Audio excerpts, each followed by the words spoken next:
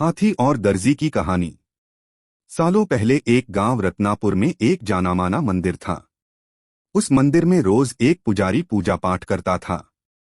उस पुजारी के पास अपना एक हाथी था, जिसे वो अपने साथ रोज मंदिर लेकर जाता था। सभी गांव के लोग हाथी को बहुत पसंद करते थे। हाथी भी मंदिर में आने वाले सभी श्रद्धालुओं का खूब स्वागत सत्कार किया करता था।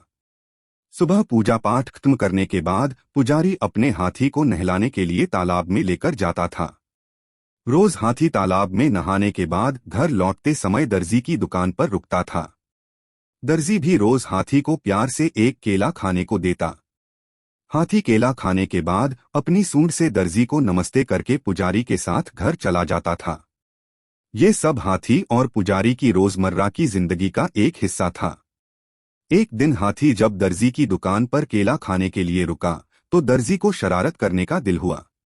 उसने हाथी को केला देने के बाद अपने हाथ में सुई रख ली।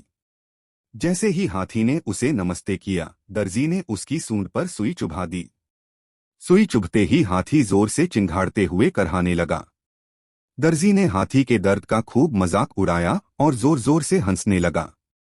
पुजारी को पता नहीं चला कि क्या हुआ।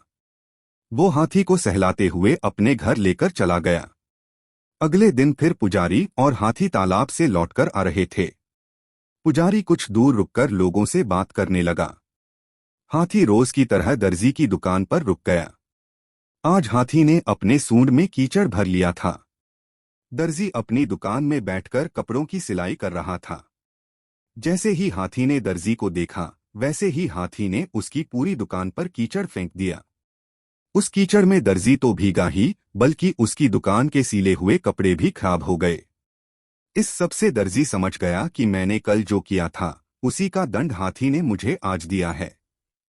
दर्जी को अपनी गलती का एहसास हुआ और वो हाथी के पास भागकर गया। उसने हाथी से माफी मांगने की कोशिश की। उसने कहा, हे गजराज, आपने बिल्कुल सही किया। मैंने जो कल किया था, उसका नतीजा यही होना चाहिए। हाथी ने दर्जी की तरफ देखा और अपनी सूंड को हवा में लहराते हुए वहां से चला गया। दर्जी को मन ही मन बहुत बुरा लग रहा था। उसने अपने मजाकमस्ती के चक्कर में एक अच्छा दोस्त हाथी खो दिया था।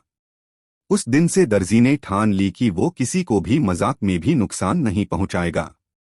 दर्जी और हाथी की कहानी से यह सीख मिलती है कि किसी के साथ भी बुरा व्यवहार नहीं करना चाहिए, मजाक में भी नहीं।